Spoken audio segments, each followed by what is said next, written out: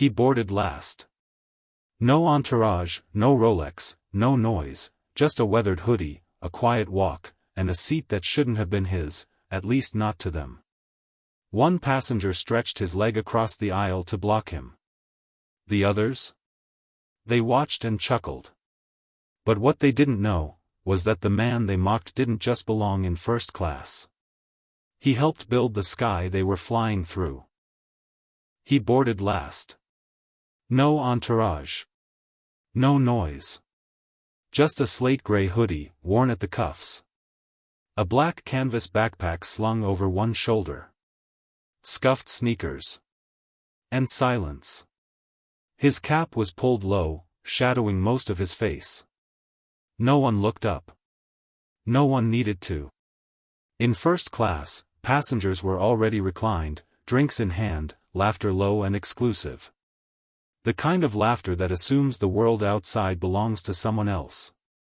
As he entered the cabin, he paused only once, to glance down at the printed ticket in his hand. Seat 1B. First row, window. A quiet sigh escaped his lips, almost like he hoped no one would notice he was there. He moved forward with the kind of presence that didn't ask permission. But still, someone made him stop. A leg, lazily stretched into the aisle, blocked his path. Polished loafers. Tan slacks. The kind of posture that only comes from someone who's never been told, no. The leg belonged to a young man in his late 20s. Tousled blonde hair, a linen shirt with the sleeves rolled to the elbow, phone on speaker. He was mid-sentence, talking loudly about brunch in Turks and his father's private jet when the quiet man arrived at his row. The older man waited. Just stood there, calmly, giving space for the younger one to move his leg. He didn't. Instead, the blonde man turned his head with a half-laugh and said, "Whoa. Janitor must have taken a wrong turn."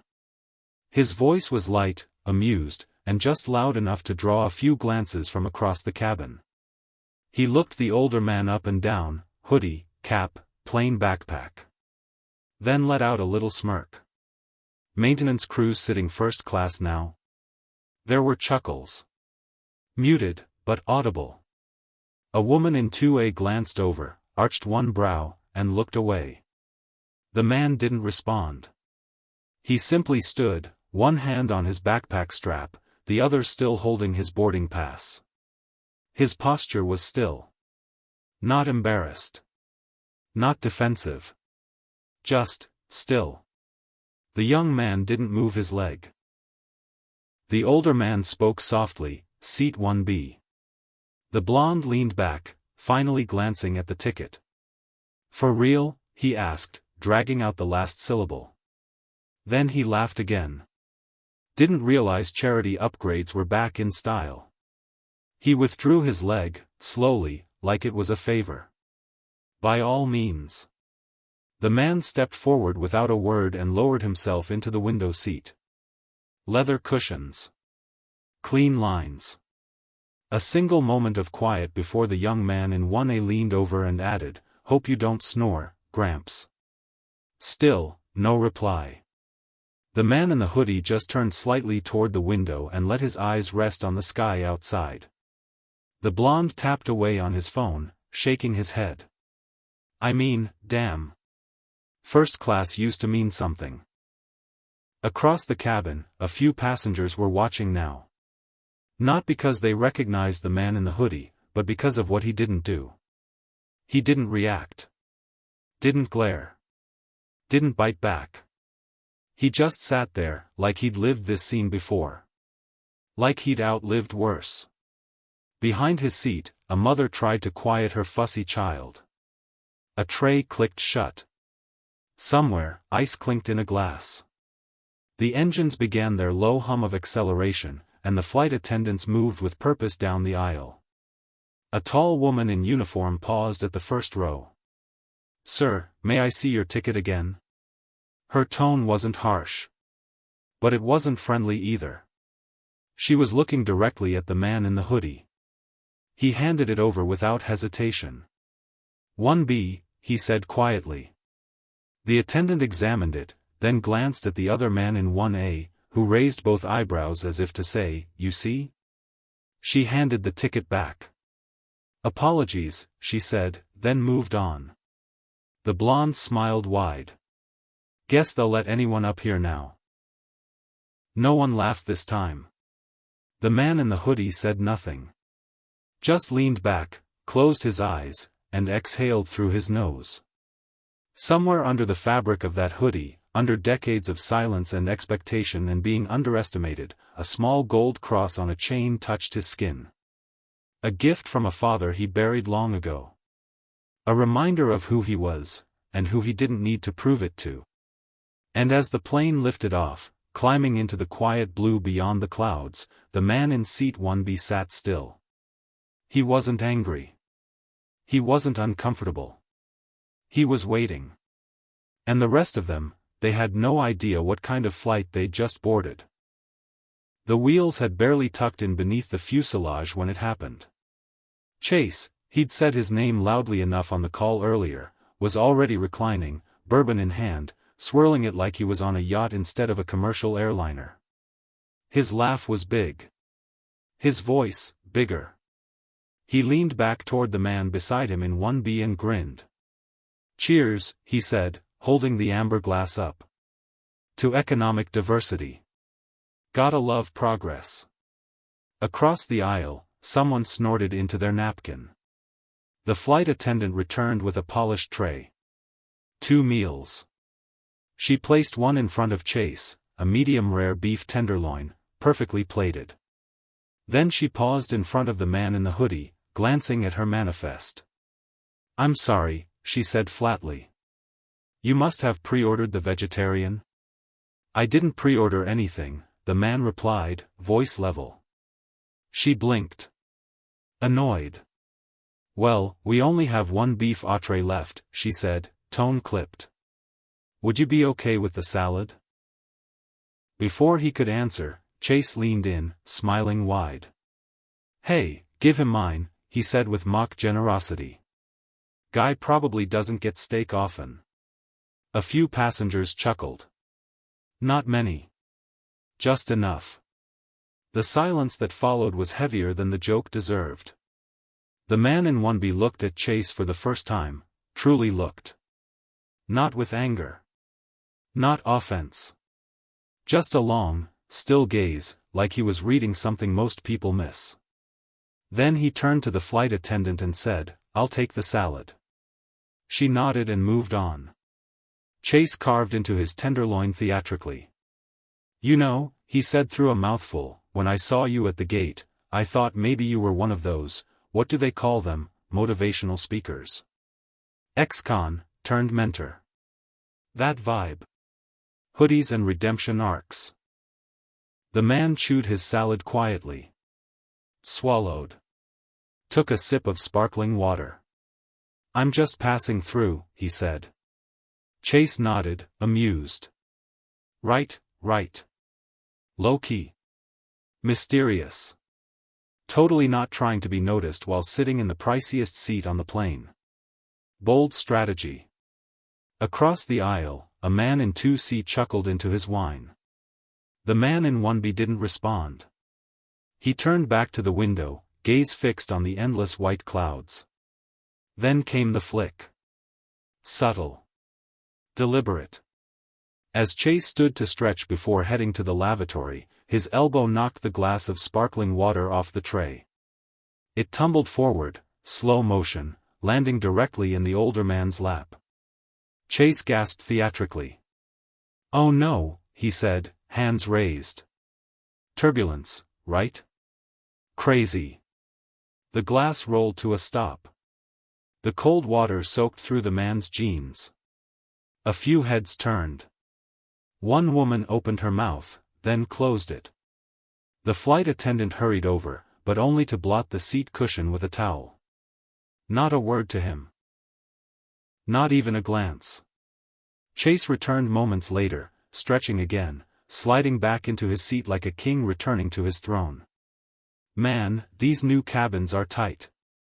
No room to move." The man in 1B said nothing. Just sat still, legs slightly apart, the water spreading dark across the fabric. Slowly, without a word, he reached down, opened the side pocket of his backpack, and pulled out a small hand towel. Folded. Faded. Clean. He dabbed his legs. Calm.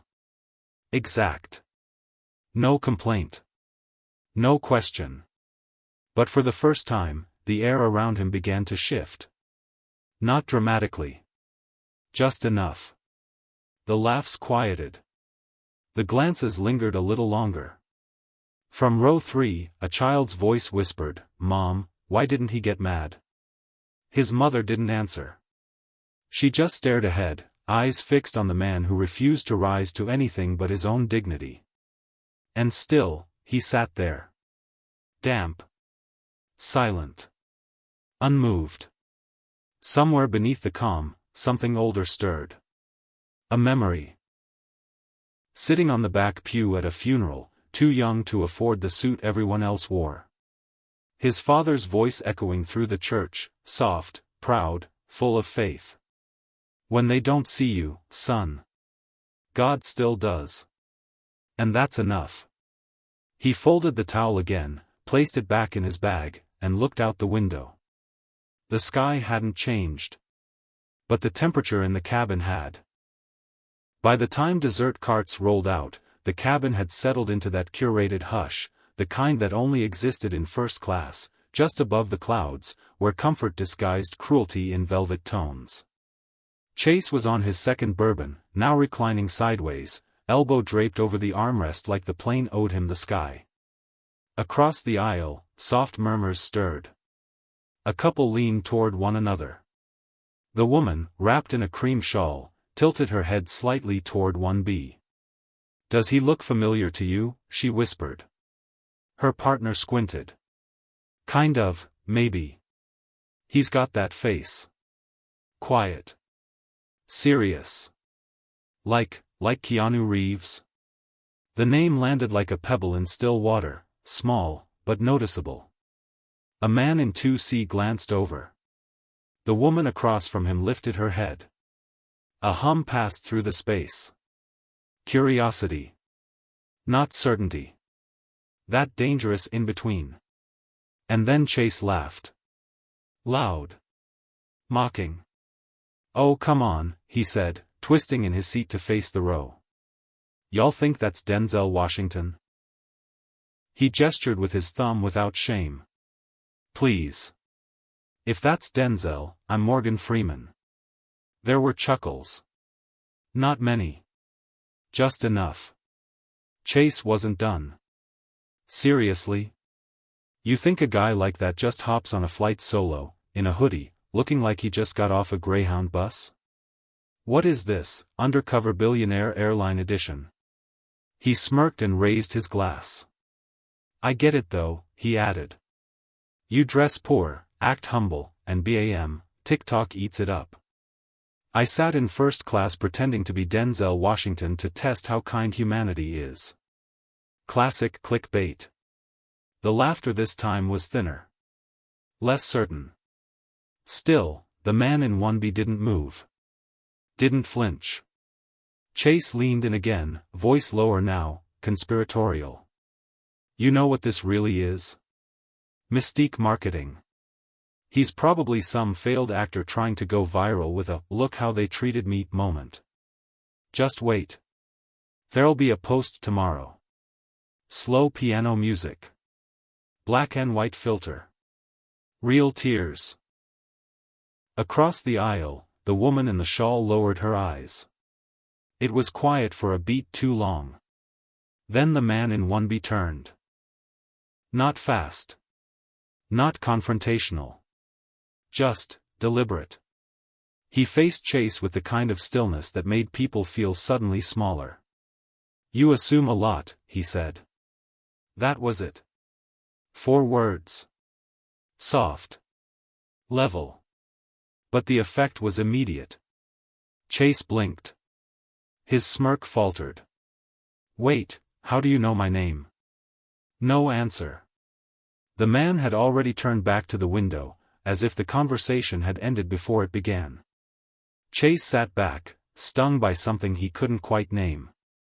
His brow furrowed. His mouth opened, then closed. For once, he had no retort. A few rows back, someone muttered, "Damn." The cabin felt colder. Not physically. Just, smaller somehow. Pressurized by truth, not altitude. In row 2D, a retired veteran sat forward slightly, watching with a different kind of recognition in his eyes. He nudged his wife. "That man," he whispered, "he walks like someone who's been saluted before. You can't fake that." She looked again. Not at the hoodie, or the age, or the silence. She looked at the spine. The way he carried himself. The way he never once defended, because he didn't need to. The tension in the air was no longer about Chase's jokes. It was about the growing feeling that they might have made a mistake. And no one wanted to be the last one to realize it.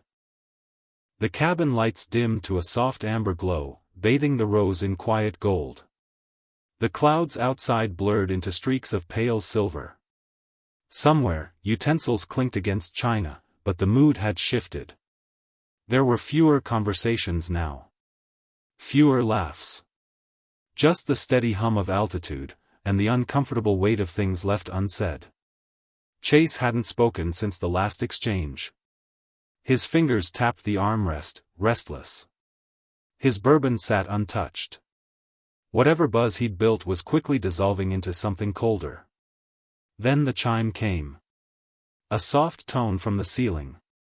The kind that usually preceded turbulence or a weather update. But this wasn't that. The intercom crackled once, then came a voice from the cockpit, calm, composed, unmistakably clear. "Ladies and gentlemen, this is your captain speaking. We hope you're enjoying your flight aboard Horizon Skyline." Every head lifted. Chase straightened. "We'd like to take a moment to acknowledge a very special passenger joining us on this route." Eyes turned. Slowly. Uncertainly. Some toward the galley.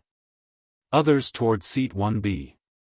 The gentleman seated in 1B is Mr. Denzel Washington, actor, humanitarian, and co-founder of Horizon Skyline's International Expansion Initiative.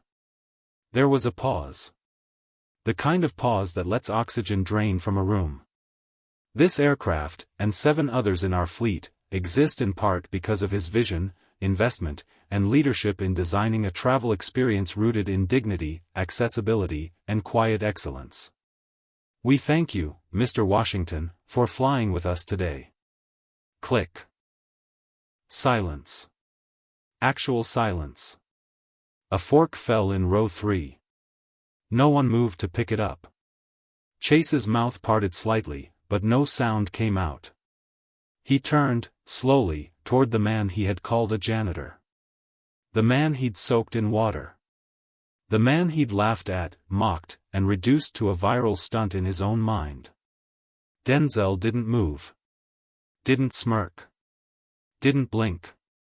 He simply adjusted the strap of his backpack slightly, as if nothing had changed at all. Because for him, nothing had. Moments later, the galley curtain rustled. Marissa, the flight attendant who hadn't made eye contact once during the flight, appeared holding a silver tray. On it sat a crystal flute of champagne and a black envelope sealed with gold foil. She approached slowly, posture straight, voice quiet. "Mr. Washington," she said, eyes lowered. "On behalf of Horizon Skyline and our crew, we'd like to express our gratitude." She placed the tray gently on his table, then stepped back, hands folded. Denzel looked at her, kindly. Not condescending. Not distant. Just steady. "Thank you, Marissa," he said. "You've done your job. That's all I ever ask." She blinked. Her lip quivered just slightly. Then she nodded and turned away. Chase sat frozen. His hands on his knees now. His jaw tense. His eyes locked on the man beside him, but unable to meet his gaze. A beat passed. Then two. Denzel lifted the black envelope but didn't open it. He tapped it once against the edge of the tray, then set it down beside the champagne. He didn't raise the glass. Didn't toast. He just looked out the window again, letting the moment settle like dust over everything. In row 2C, the man who had chuckled earlier now stared into his empty wine glass like it held the face of someone else. And across the aisle, the woman in the shawl finally exhaled and whispered, almost in awe. "Oh my God." But it wasn't God she was talking about. It was the silence of a man who didn't need applause to be known. He stood without a sound. No rustle. No scrape. Just the subtle shift of a man rising, steady and unhurried, his hand resting briefly on the back of his seat. The cabin didn't know whether to look or look away. Some froze mid-sip. Others lowered their eyes like students caught whispering in church. Denzel Washington turned to face them, not with fire, not with fury, but with something far more unsettling: calm. The kind of calm that settles in just before a storm that doesn't need wind to destroy. He let the silence linger. Let the altitude press against their ears and their assumptions. Then he spoke. Softly. "I've flown thousands of miles in my life. Sometimes private. Sometimes commercial. Most times alone." His voice wasn't raised. But every syllable landed like truth laid bare. This airline wasn't built to serve egos. It was built to remind people what flying could feel like again. Human. Quiet. Equal. No one blinked. He looked across the cabin slowly. Not scanning, but connecting. "So sometimes," he continued, "I travel like this. No announcement. No special boarding. No one knowing who I am. Not to test anyone. Just to observe." A woman in row 3 dabbed at her eyes. The man beside her sat straighter. "And today," Denzel said, glancing toward Chase, "I observed something I've seen too often." Chase tried to hold his gaze but failed. "Judgment," Denzel said. "Based on appearance. On silence. On the false idea that humility means invisibility. That if someone doesn't speak, they must not matter." He looked down for a breath. Then back up. "You didn't just mock a man. You mocked the people who raised him. The community that shaped him. The faith that kept him steady." His voice cracked slightly, not with emotion, but with weight. "You mocked the hands that paved the runway beneath your feet, then laughed like you built it." Chase shifted. Red blotched up his neck. "And the truth is," Denzel said, quieter now, "if I hadn't spoken, nothing would have changed. You'd leave this flight a little taller, and I'd walk away a little more invisible." Again. The cabin was frozen. Not from altitude. From shame. "But I'm not here to shame you," he said, turning back toward his seat. "I'm here to remind you." He paused. Then offered the last line without bitterness, only clarity. "You never know whose seat you're blocking, until you realize they built the plane." He sat down again, spine straight, hands folded in his lap. No applause. Just silence. Heavy. Earned. Reverent. Somewhere near the back of first class, a breath was held and never exhaled. The landing announcement hadn't even finished echoing when it happened. Two airline representatives in navy suits stepped into the first-class cabin, crisp and composed, moving with quiet urgency. One carried a leather portfolio. The other, a plain white envelope sealed shut. They didn't stop at any of the open seats. They walked straight to 1A. "Mr. Duval," one of them said, his voice polite but clipped. Chase looked up slowly, confusion and dread already colliding in his eyes. "Yeah?" The man extended the envelope. This is a formal notice from the Horizon Skyline Executive Board. Effective immediately, your priority elite status has been revoked. Chase blinked. What? The second man stepped forward. Your access to Horizon's lounges, upgrades, and complimentary services has been suspended indefinitely. What are you talking about? Chase laughed, though no one joined him. Because of a glass of water? I didn't do anything. But they were already turning. Chase's voice cracked. You told them to do this, he hissed, whipping toward Denzel. You planned this whole thing, didn't you? Denzel stood, slow and deliberate, adjusting the strap of his backpack. He didn't glare. He didn't smile. His tone was calm. Even. No, he said. I didn't have to. He stepped past Chase without a second glance. The silence behind him was suffocating. Passengers shifted in their seats. Some looked away. Some didn't know where to look. The man in 2C, the one who laughed the loudest earlier, now stared down at his shoes like they were telling the story he didn't want to hear. Chase remained seated, envelope in hand like a schoolboy holding detention papers. He looked older. Smaller. His mouth opened, then closed. His chest rose in short, shallow bursts. But there was no apology. Only panic. At the cabin door, the flight attendant, Marissa, stood waiting. Her eyes met Denzel's, now filled with something between admiration and apology. She stepped forward and held out a sealed black envelope. From the board, she said quietly. They've offered full naming rights to the new international fleet. Denzel looked at it, then chuckled softly. Tell them I'll think about it.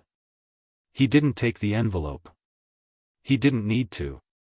He stepped through the jet bridge with the same quiet presence he carried when he boarded. Only now, everyone knew exactly who he was. And why silence, in the right hands, could level a room louder than 1,000 voices. The terminal lights were cold and bright, humming overhead as Denzel stepped off the jet bridge. He didn't rush. He never did. There was no escort waiting, no tinted SUV, no velvet rope. Just the usual hum of arrivals, a rolling suitcase here, a sleeping toddler there, and the quiet respect of space being given, without being asked. Passengers from the flight trailed behind him, but not too close. No one bumped shoulders. No one passed him. Not out of fear, something rarer. Understanding. Near the gate, a small crowd of airport staff stood off to the side. Most didn't say a word. A few raised their hands in shy waves. Denzel nodded back. Calm. Measured. Already halfway gone in thought. Then it happened. A boy, maybe 10, slipped out from behind a pillar, notebook clutched tight in his hands. His sneakers squeaked as he hurried forward before a security officer gently stepped in his way. But Denzel raised a hand. It's all right. The boy approached slowly, wide-eyed, unsure if this was real. His voice was barely a whisper. Are you really Denzel Washington? Denzel crouched slightly to meet him at eye level. I am, he said. The boy handed him the notebook, open to a blank page. His hands trembled. Denzel signed his name. No flourish. Just the truth. Underneath it, he wrote. Never assume. Stay kind. The boy stared at the message like it was a map to something he hadn't found yet. Thank you, he breathed. From behind a stanchion, his mother approached, early 40s, tired eyes, airport badge on her lanyard. She froze when she saw Denzel. Her breath caught. He looked up at her. Recognition dawned quietly in both of their eyes. Fisher House, she said softly. You funded the expansion wing. My father, he spent his last weeks there. Denzel smiled gently. Tell him I kept my promise. She nodded, tears already forming. He stood again, adjusted the strap of his worn backpack, and moved toward the main concourse. The crowd naturally opened around him. No cameras. No noise. Just a quiet path forward. He didn't look back. At the edge of the corridor, someone whispered, "That's the man they laughed at." Another replied, "Not anymore." And somewhere far behind, Chase Duvall stepped off the plane, alone now, envelope still clenched in his hand, head down, avoiding every glance. No one stopped him. No one waved. Because this wasn't his story. It belonged to the man who walked in silence, carried history in his spine, and left every space better than he found it. Not because he was famous. Because he never stopped being human.